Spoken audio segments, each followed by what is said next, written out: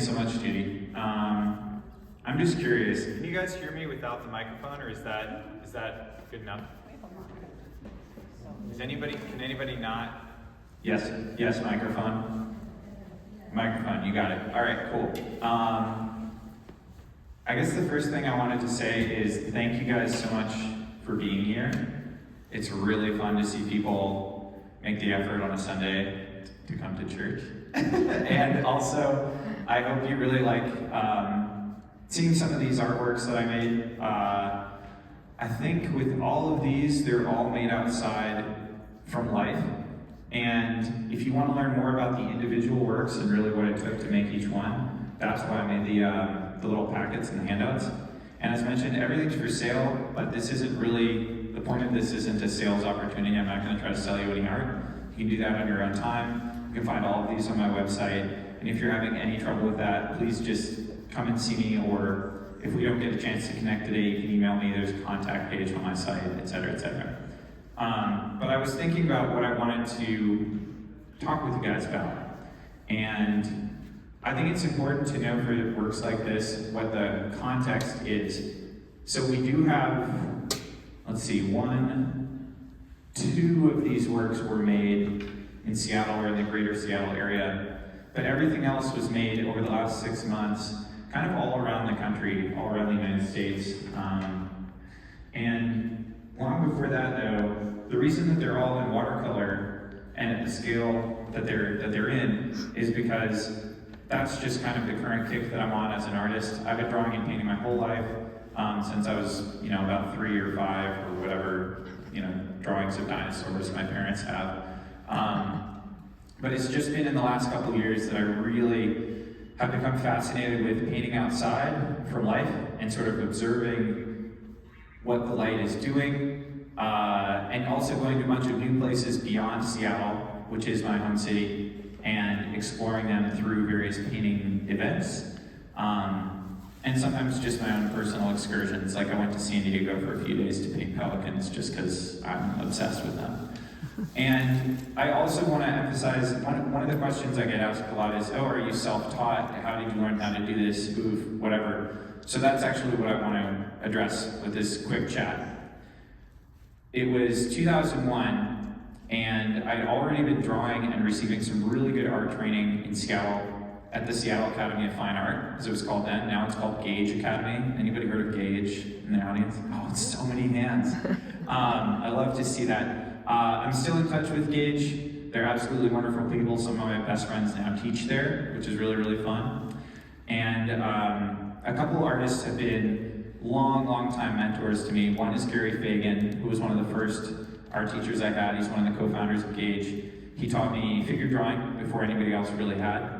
And then also Tony Ryder. So Anthony Ryder is one of the absolute greatest artists alive today. I mean, so is Gary. I could, if I start talking about my favorite artists who are still alive, then that's all we'll talk about. And I met Tony in 2002 and was able to take one of his workshops on figure drawing. And that was kind of the first time that I really started to get into what Tony would call optical seeing. So it means that you are trying to really understand exactly the visual information that you're getting from your eyeballs and how that interacts with your brain.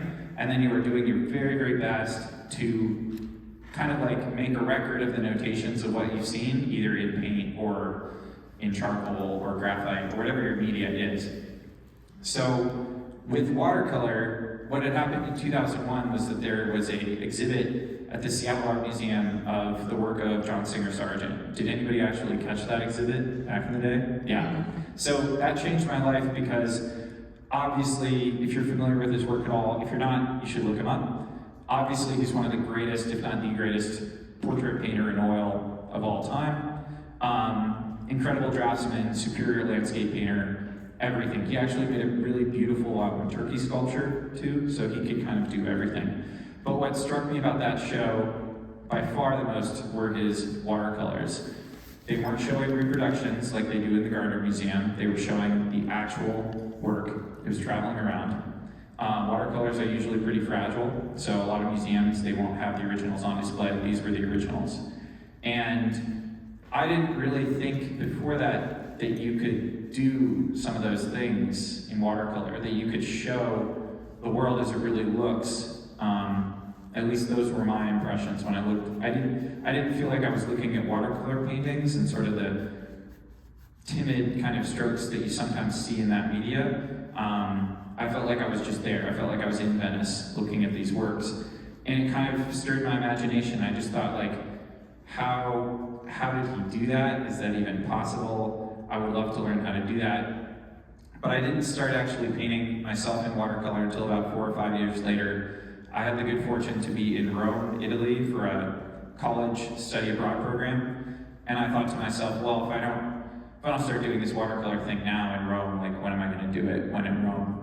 And it was really, really hard. I started really unambitiously. I would take like a super simple subject, like just the side of a building, straight on, just the elevation of a building, a box, basically.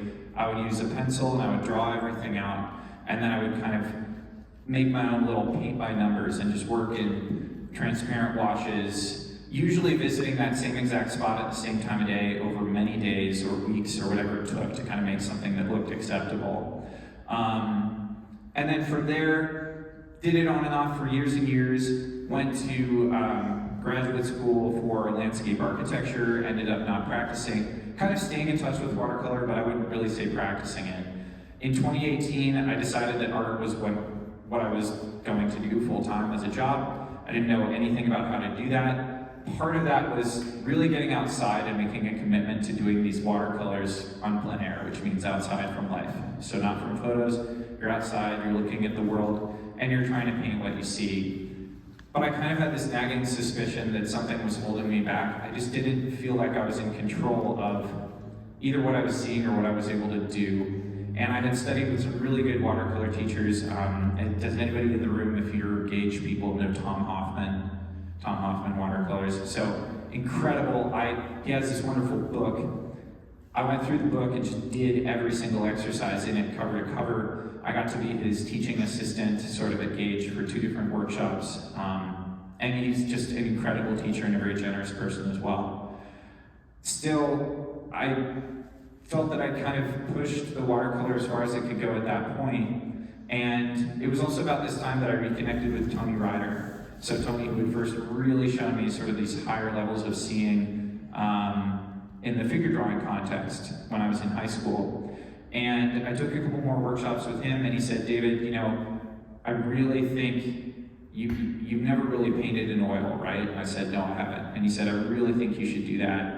I think you should come to Santa Fe, where I have my atelier program. An atelier is where you're drawing and painting all day, every day, like 6 to 8 hours a day. He just said, I think you'd really get a lot out of it.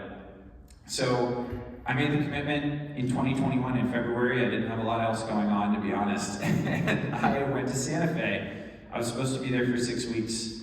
I stayed for 6 months. Tony had us, and every time I tell people, oh, I went to study painting in Santa Fe, they think, oh, the landscapes in Santa Fe must have been so cool. We did 0 outside painting. It was 100% in studio, and it was portraiture and figure drawing, and specifically still life in oil. And with still life, you're just looking at usually inanimate objects, sometimes maybe a plant or a peach or something that rots, but I was painting fossils.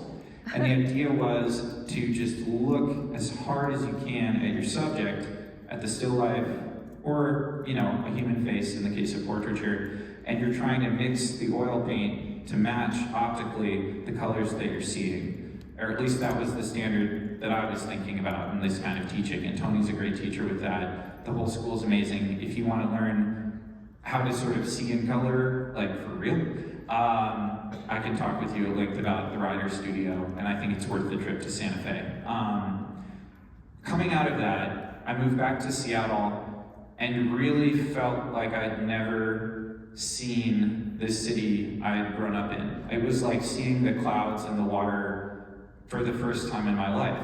Because I realized that everything I'd been seeing and painting and drawing up to that point had still been stuck in kind of this conceptual world of light and dark and warm and cool, and these other words, or composition or whatever, line, tone, these words that we use to describe effects that are optical.